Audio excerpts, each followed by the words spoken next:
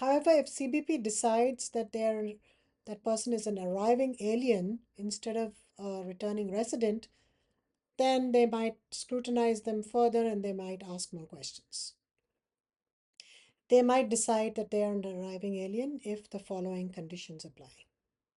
If they abandoned or gave up their LPR status, if they've been absent from the US for a continuous period of more than 6 months, if they've been engaged in illegal activity after leaving the US, if they have departed the US while they were in removal proceedings, so they were already in trouble, they were in proceedings and they left and now they're trying to come back. If they've committed certain criminal offenses in the US, unless, of course, they have been granted an immigrant waiver. So if they've done this in the past, they've had some crimes, but they filed a waiver and the waiver was approved, and they shouldn't be asked any further questions, even if they have a past criminal record.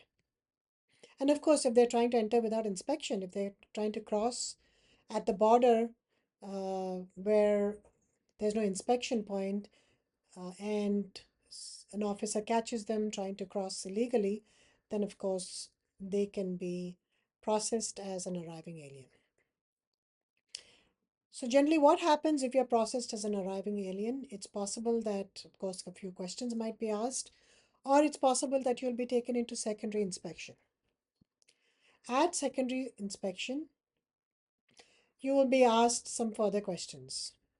It doesn't necessarily mean that you're in trouble, but they may take you into a different room and they may question you for several hours or sometimes longer.